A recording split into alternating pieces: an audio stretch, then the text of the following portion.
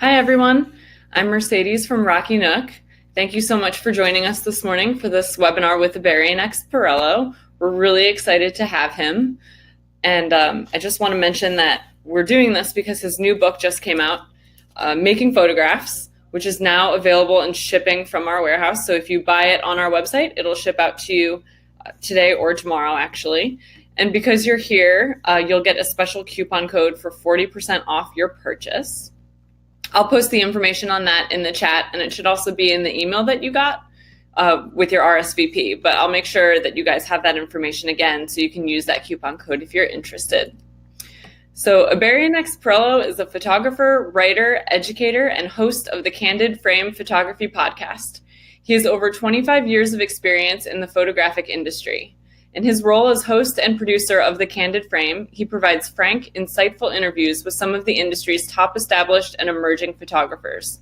The popular show enjoys a following among photo enthusiasts from all over the world. The weekly program is consistently ranked among the top programs of its type. Ibarionex is also the author of 6 books, including his latest book, Making Photographs, Developing a Personal Visual Workflow. He currently lives in the Los Angeles area with his wife and their dog, Zoe. He's with us today because, as I mentioned, we just released Making Photographs. It is available and shipping now. I'll give you the information on the 40% off discount code shortly in the chat, and we'll make sure you guys have that information. So without any more hesitation, I'll turn this over to Ibarionex. Hi, Ibarionex. Thanks for joining us today. Mercedes, good to be with you. I will let you take it over from here. Great. Well, hello, everybody. From the chat, I can see I got people from South Africa and New Zealand and France and Canada. So I'm really excited to be able to share with you some insights from the book and just my own experience with photography. So I want to jump into talking about light and shadow, but I wanted to give you an idea as to, why I wanted to create the book in the first place. My first book was Chasing the Light. And it was really, at the time, was my own personal way of reinventing myself as a photographer, because I had gotten to a point where I felt like my work had gotten stagnant, that I was repeating myself. And it wasn't until I really started looking at other people's work and recognizing how they use light that it really sort of transformed everything that I did. And though I've written some books since then, I haven't written a book that I would really consider a follow-up to that until I wrote this book. And the book came about because when I taught my workshops, one of the things I would often find is we would go out, I would give them some basic instruction in terms of, what I call the visual draws, which are light and shadow, line and shape, color, gesture. And I would just walk them through my simple approach for going out and making photographs. And time after time, we would come back and they would all say, yeah, we were out there for a while, but I don't think I got anything good. And when we would sit down and I would look at the photographs and we started critiquing them and evaluating them, without exception, everyone came away with some really great photographs. And I started recognizing that the issue was, for these photographers and for a lot of photographers, is that they sometimes would be able to make a really good image, but they really didn't understand how they did it. They really couldn't repeat the process. And they oftentimes would consider it more luck than skill or talent that allowed them to grade the photographs. And I completely related to that, because I remember going out there, with all my camera equipment, with all these lenses, and going out and making photographs and feeling incredibly frustrated that I couldn't make good images consistently. I had an understanding of the mechanics of my camera, but there was something missing between me handling the camera and connecting it to what I was seeing in front of me. So the idea behind the book was to, on paper, encapsulate what I teach in my workshops, which I think has helped a lot of photographers sort of bridge that gap between the mechanics of the camera and how they see. Because the book, more than anything else, is really about not only developing a personal way of seeing, but using that seeing. So when you're going out there to photograph, you understand what you're doing. You are aware of your own process, how you react to a scene, how you react to light and line. And you use that information to make more informed choices when you're creating a composition and a photograph. And then you use that same knowledge to edit your pictures, not by which I mean what you do in Photoshop, but being able to look at your photographs and being able to say, okay, this one works better than that one. Oh, this is a good shot, and understand why it's a good shot. And also understand why some shots don't work. Because the shots that don't work are just as valuable as the ones that do, probably more so. Because the ones that don't work, if you understand why they don't work, they go into that library inside of your head that informs you and your choices the next time that you go out. So you may have failed in making a good photograph that day, but if you've learned from those images, you'll understand that, oh, it was because I didn't pay attention to what was happening on the edges of my frame. Or, I should have used a shallower or deeper depth of field, or I needed to get physically lower on the ground in order to create the composition, rather than being frustrated and feeling like, oh, I'm just not talented, I'm just not good. Realizing that you do have the potential to be able to make good photographs. It's just that you have to understand how you see and how you respond to a scene. So for today, I wanted to focus primarily on light and shadow. And that's just one of the smaller components of what I address in the book. But I thought it would be a really great place to start to discuss the ideas of how you develop a personal visual workflow. So I'm going to share my screen and let me know when you see the screen here. Mercedes, can you tell me whether or not you see it? Because I'm not seeing the chat at this point. We don't see your screen just yet. Okay. Oh yeah, there's a slight delay of about 45 seconds. So let me know as soon as it's up there. Try reconnecting your screen again. It doesn't seem to be coming up. Okay. All right. So I'm going to go with the entire screen, and how's that? There we go. Thank you. Fantastic.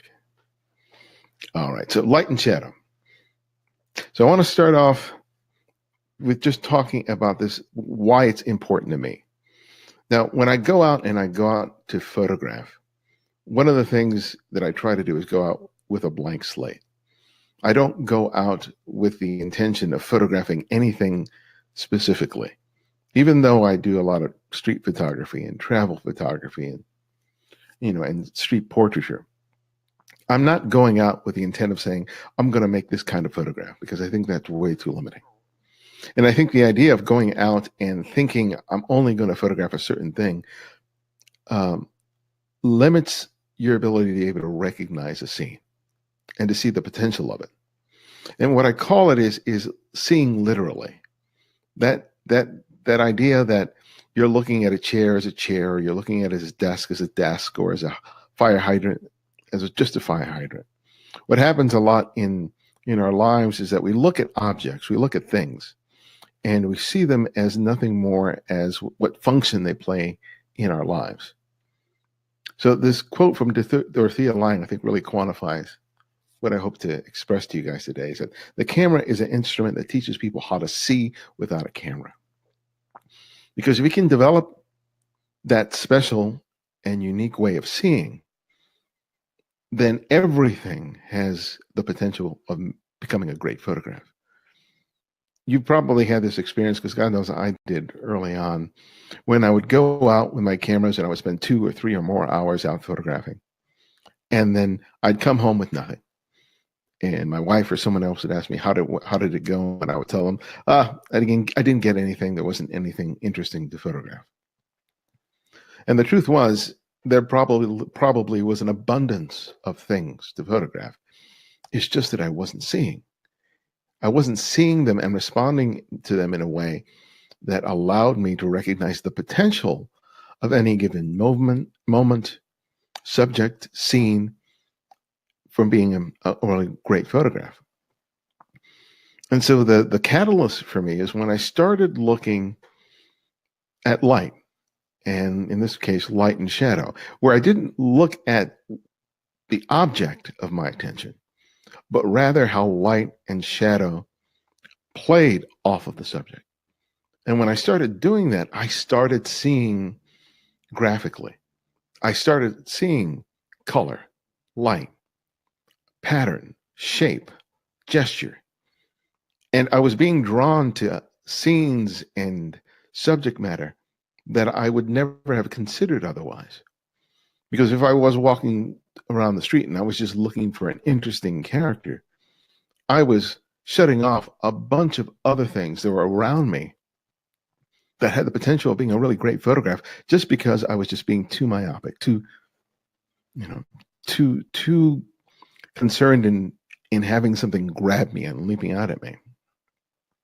So by paying attention to light and shadow, that was always my first step.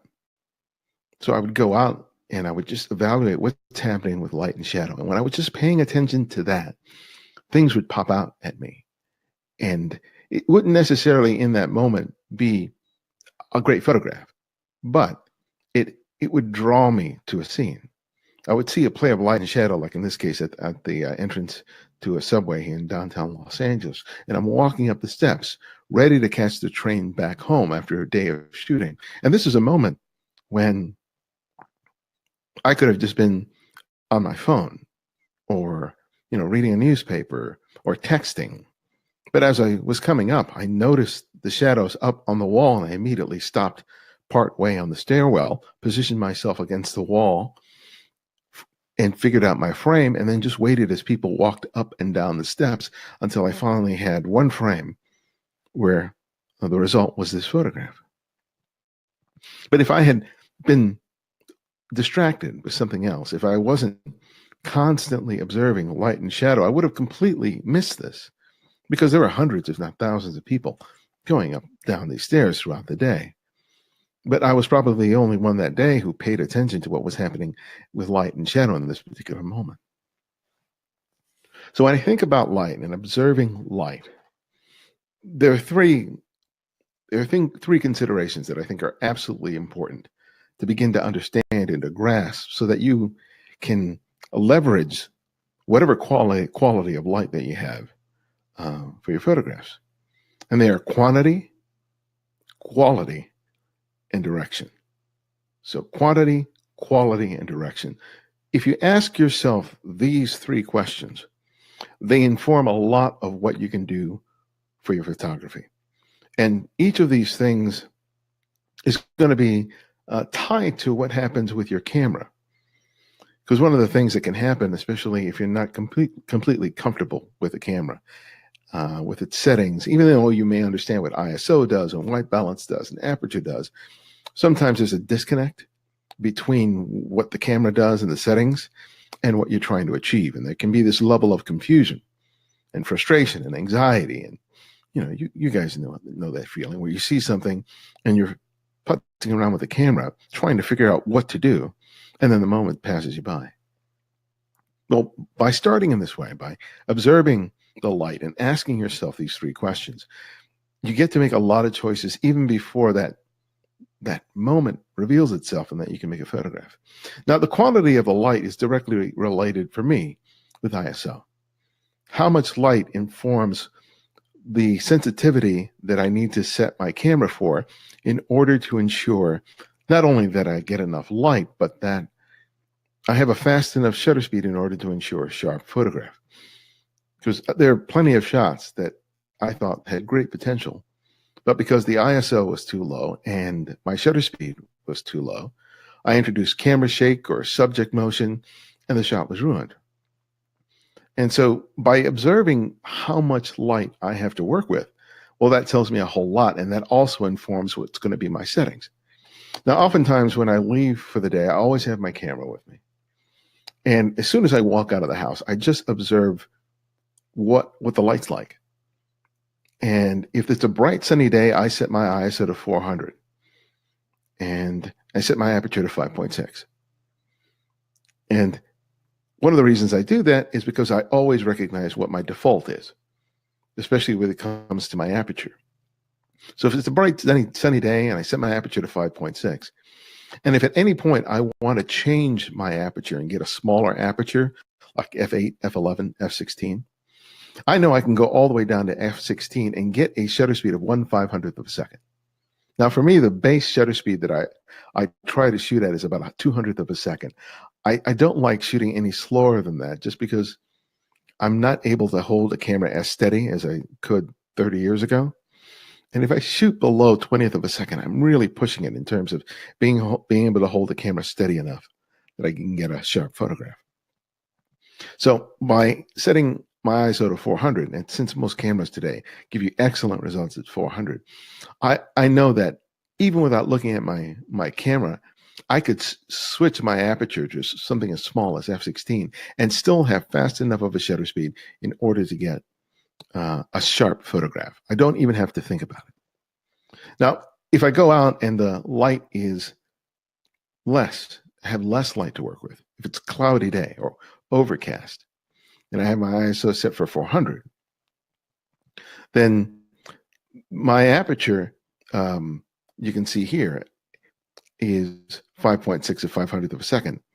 And if I go up, and actually, I think this slide is wrong. I'll have to, yeah, this slide is wrong. This actually should be for 800.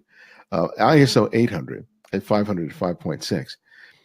I should be able to choose an aperture of f4, 2.8, 8, and still have the ability within that aperture range of having a really fast enough shutter speed. So if it's cloudy, I'll increase my ISO to 800, or if it's overcast, or if I go into an area of deep shade, I'll increase my ISO just to make sure that my shutter speed is fast enough. There are going to be times where I may choose a slower ISO, but it's also always going to be relative to what's happening with my shutter speed.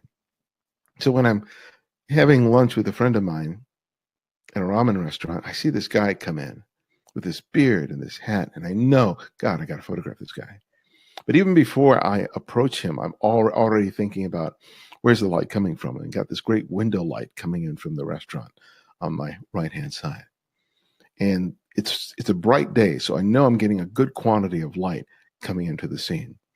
And I'm even able to meter from where I'm sitting into the scene to get a sense that at ISO 100, at 2.8, at 1/25th of a second, I'm good to be able to get a really shallow depth of field, because I was already thinking about, I want to isolate his face. And the only place I could really photograph him well was at this table in front of the chalkboard where the menu is being written.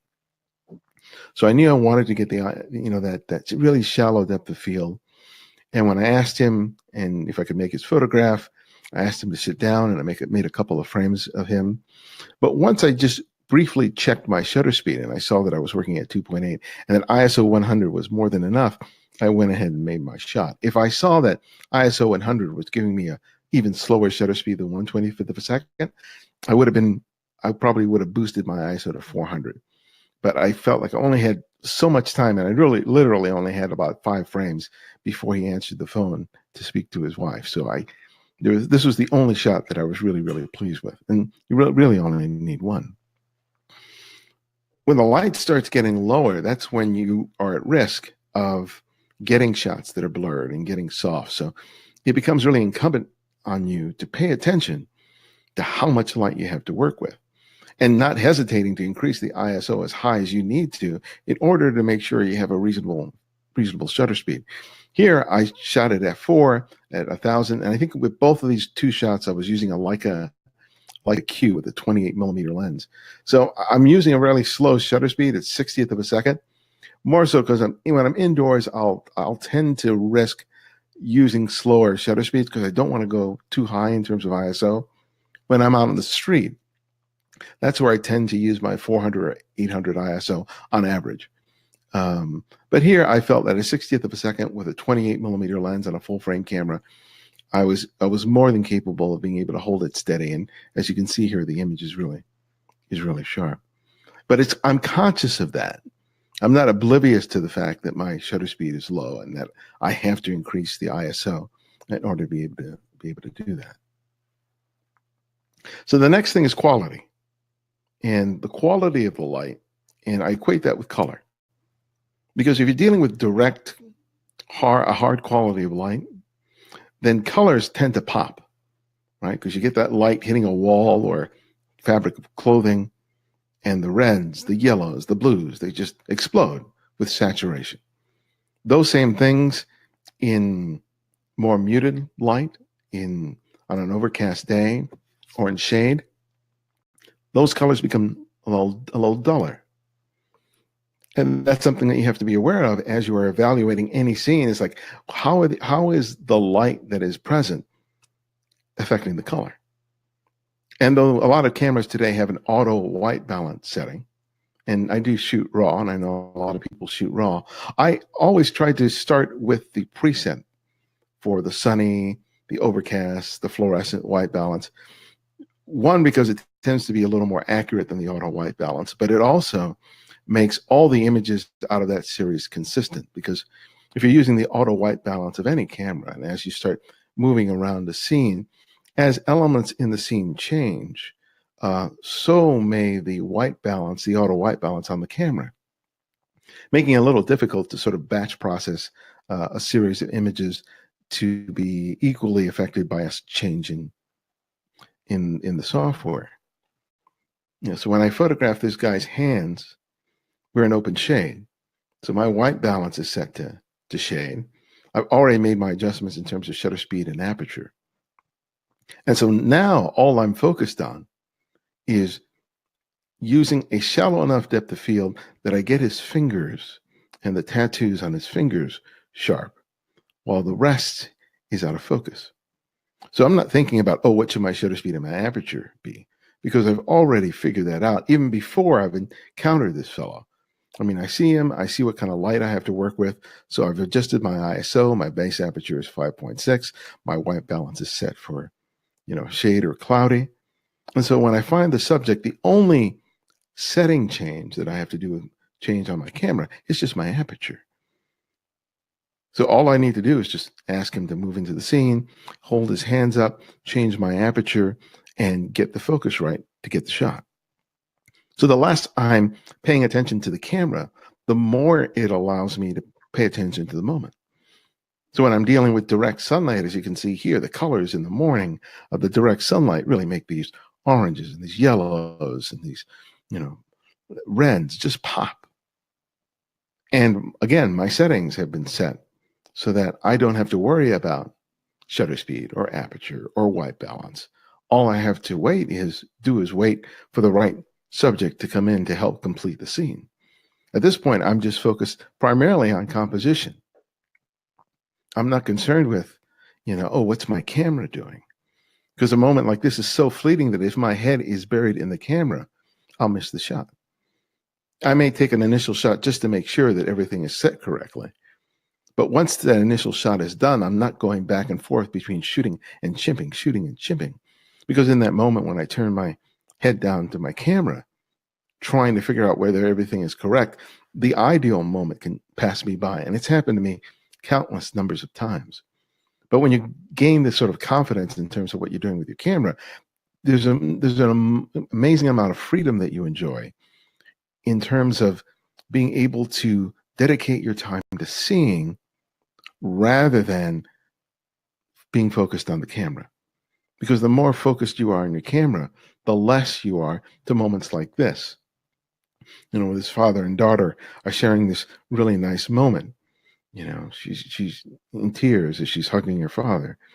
And I see this moment, but I was already aware of where the light was coming from, these large sliding glass doors on the right. So when I positioned myself, my settings had already been set for this space that I was in. So all I was doing was jockeying for position and trying to position myself so that I not only got a good shot that included their expressions, but also of her father's new bride getting the makeup done in the background, because it wasn't just about creating an aesthetically pleasing picture at this point. It was also about trying to tell a story. Now, next is just the direction of the light. If you pay attention to what the quality of the light is, you are already somewhat aware of where the light is coming from. And I'm going to be speaking largely about, available light. But even if you're indoors and you're dealing with fluorescent, tungsten, LED lights, this still plays a role. Because one of the things that you need to understand is where is the light coming from? Because it tells you about the quality of the light in terms of, in terms of color. It tells you about the quantity of the light to have an understanding in terms of, okay, is the light behind me? Is it coming from inside a doorway? But when you're aware of the direction of the light, things open up to you with respect to contrast. Because great images, whether they're color or they're black and white, often revolve about contrast, not just between light and dark, but contrast between shapes, contrast between colors, textures, patterns. But light and shadow is probably one of the most valuable elements that you can leverage in any photograph. But if you're not aware of where the light is coming from, you'll make shots in which shadows are actually obscuring important elements of your frame. They're ruining your shot. Like, for example, you've probably made a photograph where someone is wearing a wide brim hat, and it's the middle of the day. So the light's coming from overhead, you make a shot, and only later do you realize, oh, their eyes are in shadow, and I'm going to have to open it up in Photoshop, and then you introduce a bunch of noise. And a lot of that could have been remedied if you had first been observant of the fact that the light's overhead and the shadows beneath the brim of the hat. And then you could have made a choice of, let me move you into an area of open shade so I have more even light, so I don't have those distracting shadows in areas where I don't want them to be. But for me, being aware of the direction of the light is a creative element, because I can pay attention to light and shadow and use them as a graphic element in my shot. As was this shot in San Francisco where I see that shadow cutting across the scene, and I observe as people walk through, the shadows are cast on the ground, and I see the yellow of the crosswalk sign, and then the thing for the handicapped, for people in wheelchairs on the bottom, and I see the relationship of color, and I see that little bit of red here in on the very left corner of the frame, and that stops me because I see, oh, this has some potential. This moment hasn't even played out yet, but the light and the shadow draw me to the scene, and I start making photographs until this woman in a perfectly red jacket comes in the scene and complements everything else in the frame. So this did not happen. I didn't just walk upon the scene and take the photograph. What led me there was the light and the shadow. And then I started making choices in terms of how do I compose the scene. And just because I was patient and waited long enough, something revealed itself. Now, there's sometimes when the light is diffused, when it's soft, but that's important to note as well, because if I know that the light is obscured by cloud cover, and I know that I'm not going to get any really strong light and shadow, I know that the colors are going to be more muted. And as a result of not getting that sharp delineation between light and shadow, that I'm going to have to be more reliant on line and shape in order to create images that have impact and punch.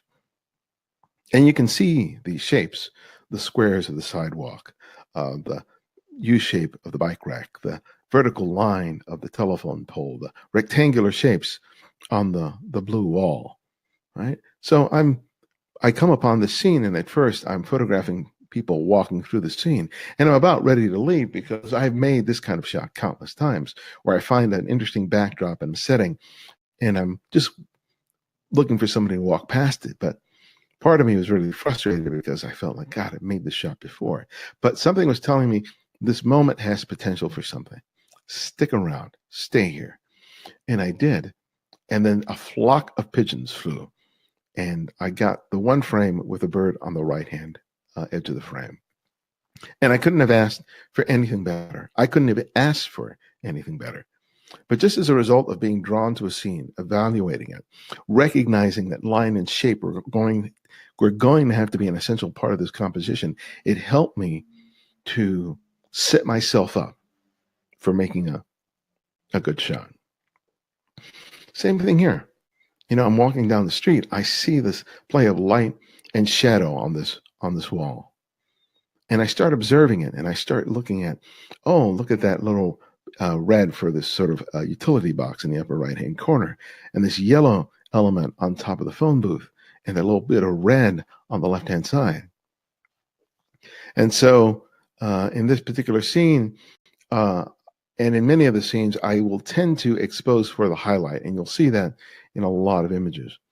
So I'll do that in a variety of ways. Sometimes I will go to center-weighted metering, which will bias the exposure for the highlights and less for the shadows. If I'm in aperture priority mode, then I will usually reduce my exposure by maybe 2/3 of a stop, sometimes much of a stop, but usually about 2/3 of a stop. Or what I'll do is I'll simply set my exposure manually, and I will set my shutter speed and my aperture so that I know that I'm exposing for the highlights and I'm allowing the shadows to go black. So because I've seen the light and I've seen the shadow and I see what's happening with color and with shape, the stage is set. And that's a lot of what I do on the street. It's just I find stages. And then it's just allowing people to walk through. And I just got lucky enough that this woman on a phone serves as a counterpoint for one of the few payphones that are still in Los Angeles, creating what I think is a really sort of interesting photograph. Now, this image is the one that's on the cover of the book. And I shot this in South Africa. And like so many other times, I was simply wandering around. I had no intention in terms of going to any particular place. I was just like, I'll just go where the light is. And I walk on the scene and I see this play of light on this mural. And I'm here for about 20 minutes, creating a variety of different frames, playing with the shadows, with the shape it creates on the wall, the shape that the signage creates on the wall. Again, I'm emphasizing the exposure for the highlight area, and different people are just walking through the scene. And I'm making photographs as different people, adults, families, men, women are coming through here. And then this little girl just comes out of nowhere. And I get her right at the right moment. And this is one of the magical things about photography, is that so much of her color, the color of her pants, the A on her shirt, complement the mural in the background. And I get her at this wonderful moment where her legs are splayed, her arms are thrust out, and her tongue is sticking out of her lip. But this was a nothing scene when I came upon it. It was just nothing more than just, a mural, a wall. But because I was paying attention to the light and the shadow, it drew me into the scene. And that's part of the fun, is going out there and going, basically like the title of my first book, Chasing the Light. I love chasing the light. And once you get acclimated to this idea of always observing light and shadow, you start seeing it even when you're not actively making photographs.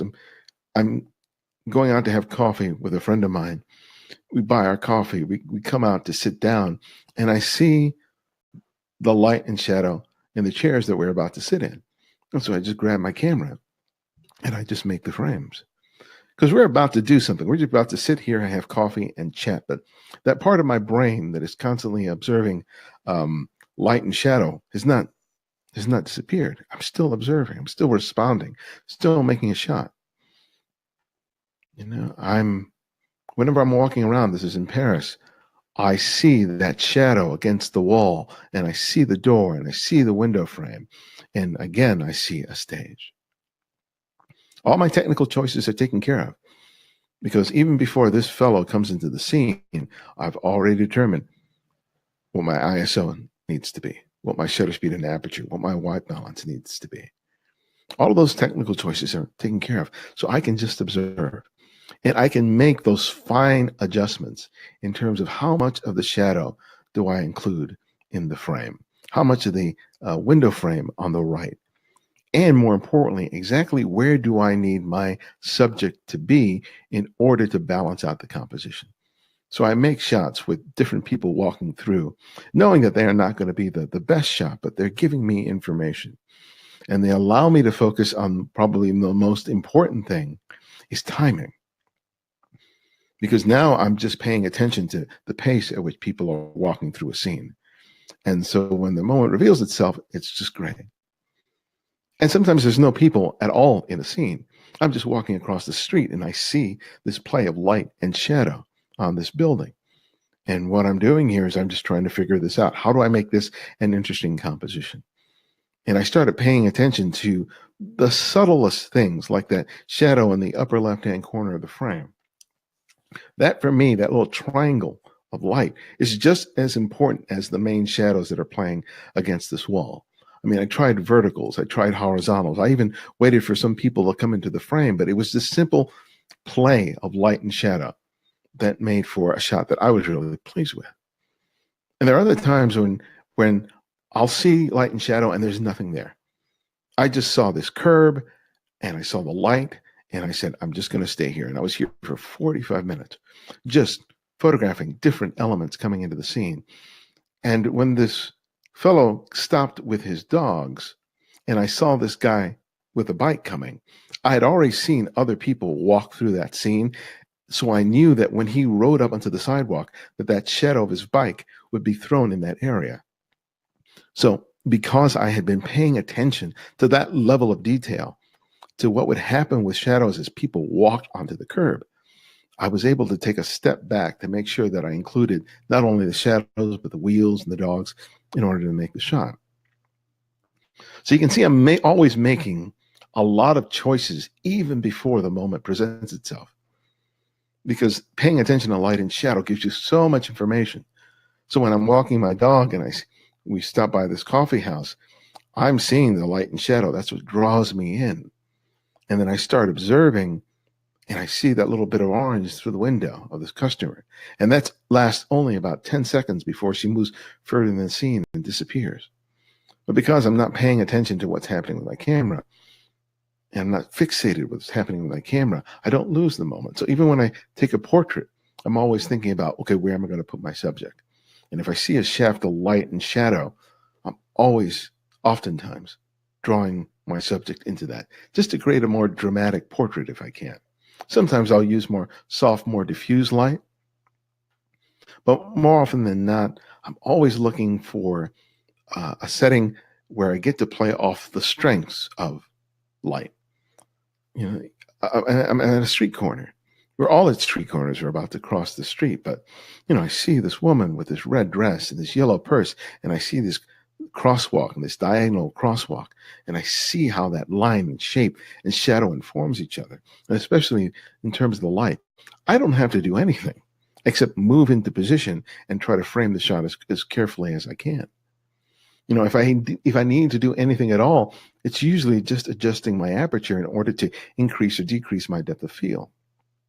As I did with this shot here, I made a purposeful choice to go with a shallow depth of field because I wanted to emphasize this woman's hands and her nails. That's what drew my attention. But that's the only thing that I needed to do. And one of the important things to practice is I talk about going back to my default setting of 5.6 and my ISO of 400 or 800. Well, the reason I do that is because I always have a base to start from. So if I make a shot and I've adjusted my ISO or my aperture or even my white balance, as soon as I've taken those shots, I go back to my default settings. So if for whatever reason I have to make a change really quickly, I know where I'm starting from. Because I've all had the experience of you go out to shoot and your initial shots are ruined because the settings that you used for a shoot the day before or weeks before were completely inappropriate for the ones you were shooting in currently. And then the shot is ruined. Well, by always starting off from your default settings, you always know, okay, my aperture is 5.6. All I need to do is change my aperture or change my white balance, just because you're paying attention to light and shadow. So moments like this that are completely unpredictable, they're just I was just saw the scene, and I saw this girl on the left-hand side of the frame, and people were moving through the scene. I didn't know this was going to happen, but I just said, this has potential, largely because of light and shadow. And so as this woman ran through the scene, and this other woman raised her hand to her head, I had a shot. And sometimes there's nothing happening, right? Sometimes I'm just walking and I turn to my left and I see this alleyway and I see this light and shadow play against this wall, and how monochrome it is, this white brick wall, the white pole, and then that sort of T-shaped shadow on the wall. There's nothing here. This is just an alleyway. Most people would look at me very strange. They go, what are you making a picture of? But because I was drawn into light and shadow, then I start seeing line and shape. I see color. And sometimes I see gesture. And for me, the gesture is this pole that's leaning over to the right, creating that shadow on the right. So I'm always looking for light and shadow. That's my priority. So what's happening with light and shadow? And that leads me to other discoveries. So when I see the light and shadow in this scene, I see the shoes. I see this, this food kiosk on the left-hand side. And then I just know, I just got to wait. I just got to wait as people walk through. And so this sort of leads me to opportunities for things that I might not ever discover. Light and shadow, light and shadow. That's all I'm doing. Just walking through the scenes. If I'm doing a portrait, I don't immediately just grab a person and just start making their photographs. My first consideration is where I'm going to put them. Where's the light coming from? What's the quality of the light? How do I want to render them? Everything that I do and try to do is always informed by that awareness of light and shadow. And by practicing this all the time, I've gotten to the point that even if I'm in my car or in an office or even sitting in my kitchen, I'll just observe what's happening with the light, because I train myself to constantly be observing. Go to a friend's roof where he has, this arrangement on his roof, on his deck, and I grab my camera and I make a couple of shots, and then we sit down for a bottle of wine. Even though I'm hanging out with friends, this ability, this skill, this talent, whatever you want to call it, is still always at play. So even when I'm walking down the street and I see a discarded shopping cart, I see the light, I see the shadow, and then things get revealed to me, the shape and the line, the texture. And I see how something as mundane as a shopping cart can become an amazing photograph, or a drain pipe and a shadow on a wall, or a chair at a table. All of these things are as a result of me just paying attention to light and shadow and understanding how to get my camera out of the way.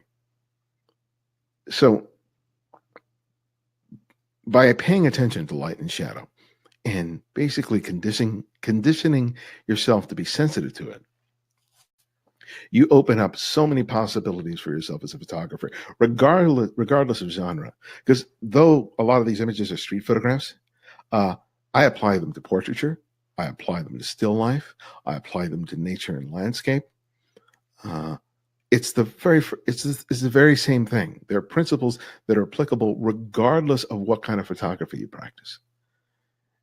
And if you can start developing that skill in yourself, you'll find that you are less prone to feeling that frustration that you can't get good photographs. What you'll be able to do is that you'll be able to make much more interesting photographs much more consistently as a result of just beginning your journey of seeing just by paying attention to light and shadow. And then that will inform how you see line and shape, and then color, and then eventually gesture. And then you will basically put together all of these things in your compositions. And that's how you become a better photographer. That's how you become a more consistent photographer. And that's how you become a photographer who can look at their own images and make those value judgments in terms of, this is a good photograph, this isn't a good photograph, and then you understand why. So each time you go out there, you're building on your strengths, and you can't help but grow and get better and better. So that's it for my presentation. I'm more than glad to field some questions if there are any. Hey there. I do have some questions for you, and I'm sure that people are going to, add more in now that we're doing this little question and answer segment. So go ahead and submit your questions that you have. If you've already submitted a question, I've probably flagged it. So let's see if I get to it here. I'll just dive into these questions here.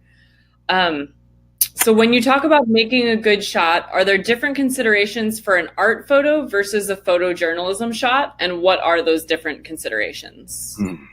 Well, I don't do photojournalism. I sometimes do documentary style photographs because I do some work with nonprofits.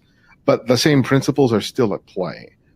When it comes to more photojournalism type photography or documentary style photography, I'm still making those aesthetic considerations. But for those kinds of images, I'm weighing their storytelling.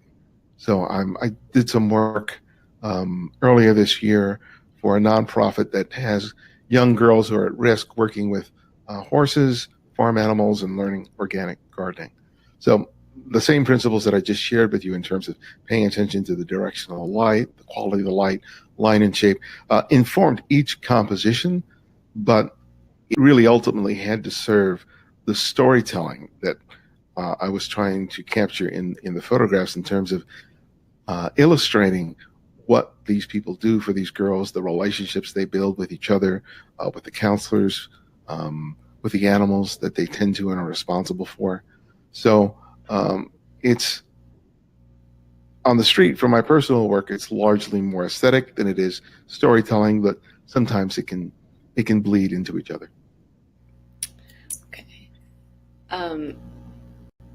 Let's see what I have next here. Are you using aperture priority most of the time? The great majority, I would probably say 60%, is in aperture priority mode and the rest is in manual mode. And the reason I will use manual mode is if I purposely want to bias the exposure for the highlights. So what I'll do is if I see a high contrast scene and I don't care about the blacks, I'll bias the exposure for the highlights by metering, using center weighted metering. Set that exposure for that and allow the blacks just to go deep. Because for me, I'm using the shadows to obscure certain elements in the frame that aren't important to me, and so using it in manual exposure and biasing the exposure in that way allows me to do that. Here's another one. If you don't see great light, do you skip taking that shot, or do you take it and try to make something out of it in post-processing with Photoshop or whatever application you use? If there isn't great light, then what I have to emphasize are the other elements that I talked about, which are line and shape, like that one with the pigeon flying in the right edge of the frame. There, I didn't have the benefit of great light. It was flat, it was even. So I knew that it was going to be line and shape and the gesture of the bird flying through the scene that provide that shot, a great element. When you don't have great light, you have to lean on other things in order to make the shot effective. The more of those qualities that you have, light and shadow, line and shape, color and gesture, you have all those elements, that shot has the potential of really knocking it out of the park. But not every scene gives you all of those.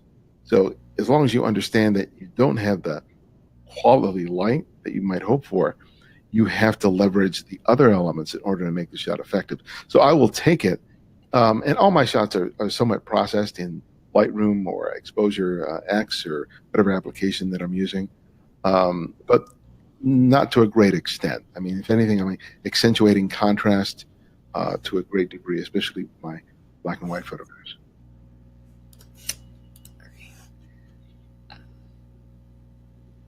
Oh, this is an interesting question. How does someone evaluate if they've taken a good photograph? How can they evaluate that objectively? Is the question. This is something that I touched on the book because I thought it was missing from a lot of the other instructional books, is that I teach you how to look at a scene and look at it in terms of light and shadow, line, shape, color, and gesture. So you use those elements in order to create a good photograph. So later on, when you're taking a look at your images, you look at those same qualities within the scene. You start comparing your photographs that you shot during that day, and you try to see, just based on those aesthetic qualities, are there certain images that are stronger than others? And you'll quickly learn to be able to discern when the images have three or four, or maybe all of those qualities within the frame. You begin to recognize it, and part of it is that you're tapping into your natural ability that everyone has, because we live in a image rich society. You guys all know what a good photograph looks like. The challenge is being able to take that knowledge and apply it to your own photographs, because you have the more subjective experience of actually making them. But when you take that step back and you start looking at it graphically, that's when you begin to teach yourself how to observe and critique your own images. I have a YouTube channel, the Candid Frame YouTube channel, where I do a lot of critiques of images that people submit to the Flickr poll, and you'll see me doing a lot of what I'm talking about here on there. So if you subscribe to the channel or just look at some of the previous videos, you'll start getting an understanding of that I think you'll be able to apply to your own work. We have a few questions about gear. What camera you use, what lenses you use. Do you use a prime lens? Do you want to talk about your gear for just a minute? Yeah, I'm in between systems right now. I have a Samsung NX1 that I use primarily for video. I have a Fujifilm X100F right now, and that's pretty much the X100 series has been pretty much my everyday camera for the last 5 years. And I just upgraded my S to the F. For the past 4 or 5 months, I was using a Leica Q, which is a full frame camera with a 28 millimeter lens. But the bulk of the photographs that you see on my Instagram feed over the past 2 years have been either the Fuji or the Leica. And I just use fixed focal lengths just because with the zooms, I don't have to think about focal length. I just go, this is the focal length I have to work with, and I'll just zoom with my feet. It's one less consideration I have to make. If I have a zoom, then one of the things that can happen is that I'm adjusting my zoom, trying to figure that sweet spot, which can rob me of paying attention to the moment. So by using a fixed focal length, I completely eliminate that as an issue. So we're down to just a couple more minutes. So I just want to give you a chance to tell everyone a little bit more about what they'll learn in your book, and what they can really take away from it, and how it will help them in their own photography practice. Well, it's my hope that if you've ever felt or are feeling frustrated in that you've owned this camera, you've bought a variety of different cameras and lenses, you've learned all these techniques about Photoshop or whatever application that you're using, and feel like, damn it, I'm not making the kind of photographs that I want to make. I'm not making as good as photographs as other people make.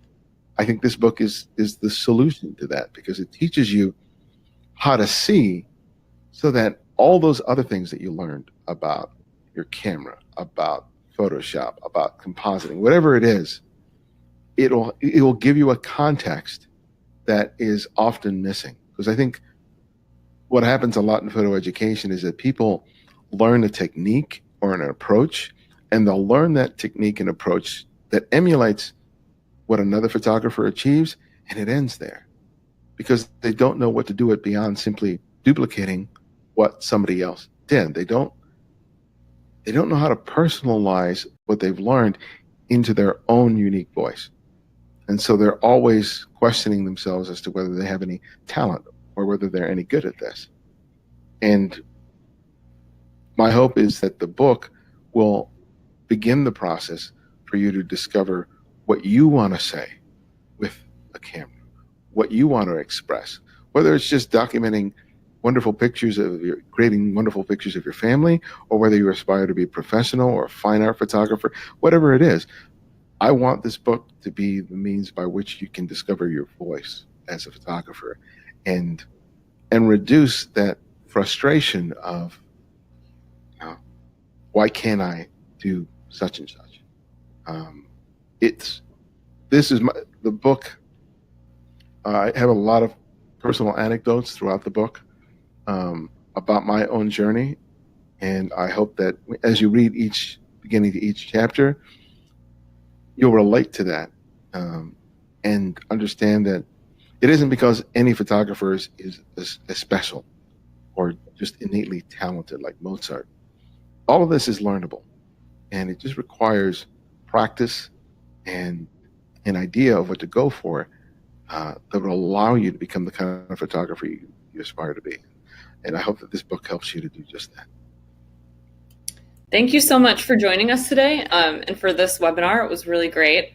I just want to tell everyone else who's still here, tomorrow you'll be emailed a link to the replay if you choose to watch this again. And that email will also have for you the discount code that we've been sharing in the chat here too. In case you missed it now, you'll have access to that tomorrow too if you decide to buy Making Photographs.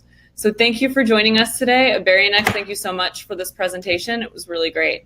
Thank you everyone for joining me on your busy Wednesday. So very much appreciate it. Thanks. Absolutely. Thanks everyone. Bye.